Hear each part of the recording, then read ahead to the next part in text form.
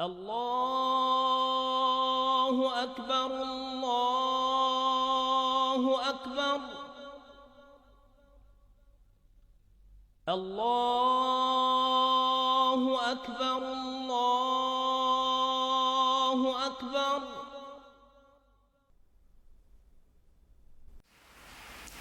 I wish to say finally, as I've said many times before, that this is not a war with Islam.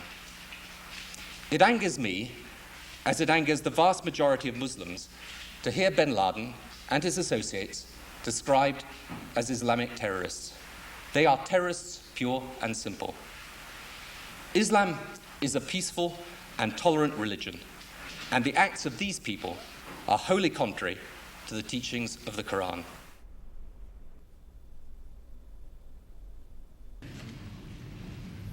I also want to speak tonight directly to Muslims throughout the world. We respect your faith.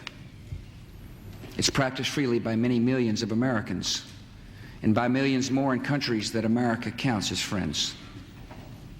Its teachings are good and peaceful, and those who commit evil in the name of Allah blaspheme the name of Allah. The terrorists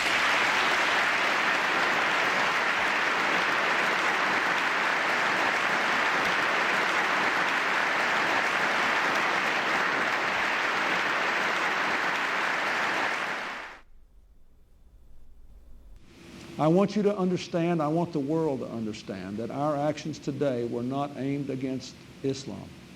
The faith of hundreds of millions of good, peace-loving people all around the world, including the United States. No religion condones the murder of innocent men, women, and children. But our actions were aimed at fanatics and killers who wrap murder in the cloak of righteousness, and in so doing, profane the great religion in whose name they claim to act. My name is Ken Bigley from Liverpool and Bolton district. I'm here in Iraq, and I think this is possibly my last chance to speak to somebody who will listen from England. I need you to be compassionate, as you've always said you were, and help me. I don't want to die. حتى نراك طليقة مرتاحة وسنبقى نذبح الكفرة حتى نراك عدت إلى أمك وأبيك أو زوجك وبنيك والله أكبر والعزة لله. الله أكبر.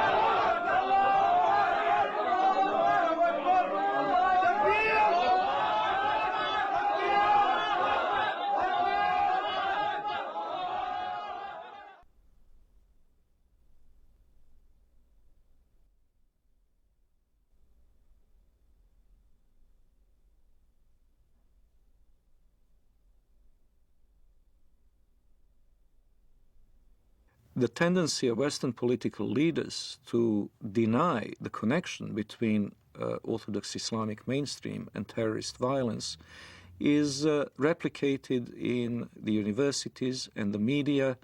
Wherever you look, both in Western Europe and in North America, the members of the elite class have this tendency to proclaim Islam, some mysterious, authentic Islam, to be peaceful and to be tolerant, and those Muslims prone to violence are proclaimed to be non-representative fringe.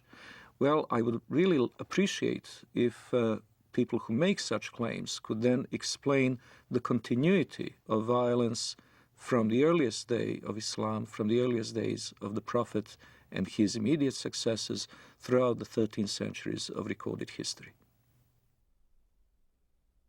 The real burning question in the world today is, does Islam and Islamic civilization actually sanction the violence that we're seeing being perpetrated in its name around the world? And to that we have to answer, if we're going to be honest about it, an unqualified yes.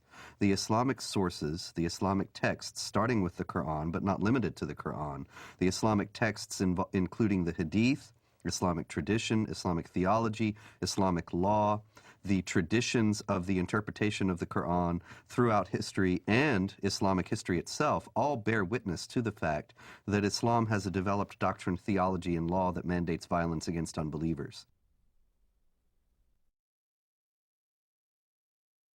The origins are, of course, in the Muslim desire to impose all over the world the only religion, the only just religion, which is Islam, and the suppression of all other religions in order to establish the rule of Allah over the whole earth. This is a religious duty which binds the whole community and which the Muslim community is obliged to impose, because they are obliged to obey the order of Allah, and this is the desire of Allah as expressed in the Quranic revelation.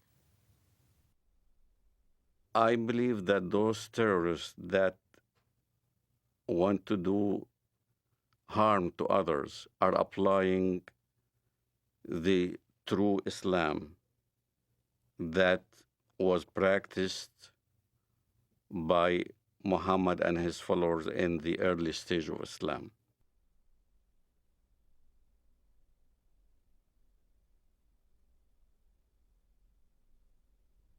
In Islamic theology, the Prophet Muhammad is considered al-insan al-kamil, which is the perfect man. He is the model par excellence to be imitated. He is the person that the more a Muslim is like him, the better off he is. So the Prophet Muhammad is revered today in the Islamic world as the primary model of human behavior. Well, when Muhammad, the Prophet of Islam, wiped out all the Jews from Saudi Arabia, there was 3 tribes, Banu Nadir, Banu Qurayda, Banu Qaynuqa. We were proudly studying this in school as Muhammad, the Prophet of Islam, ordered the beheading of the Jews of Banu Qurayda and the women being taken as concubines. As soon as a child had pubic hair, he was beheaded. So the Jewish population was either extradited or beheaded. The story of Rabbi Qanina is a well-known documented story in Islam. Rabbi Qanina was tortured by the order of the Prophet of Islam himself. His eyes were put out. He was burned in order to confess where the Jewish tribes were hiding their goods, their gold and their silver and all those kind of things. And this is right from the Hadith. This inspired us as Palestinians, inspired us on fighting jihad against the Jews in Palestine. Authoritative Islamic History, The Life of Muhammad, Sirat Rasulullah, by Muhammad bin Ishaq, edited by Abdul Malik bin Hisham, translated by Professor Alfred Guillaume. Then the Qurayza tribe surrendered, and the apostle confined them in Medina. Then the apostle went out to the market of Medina and dug trenches in it.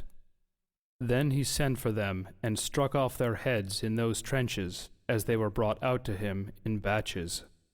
There were 600 or 700 in all, though some put the figure as high as 800 or 900. Another example that may be even more chilling of the deleterious influence that Muhammad's example has upon the Islamic world was exemplified recently by an Egyptian leader of a radical Muslim party who wrote just recently that he couldn't believe that the beheadings in Iraq were being protested by Muslims. Weren't they aware that the Prophet Muhammad himself beheaded between 600 and 900 men personally, members of the Jewish Qurayza tribe in Arabia, after he had defeated them? Didn't they realize that if the Prophet did it, then this was the proper way to behave? And so the Mujahideen in Iraq, who were beheading people, are simply obeying the example of the Prophet. Now we can see then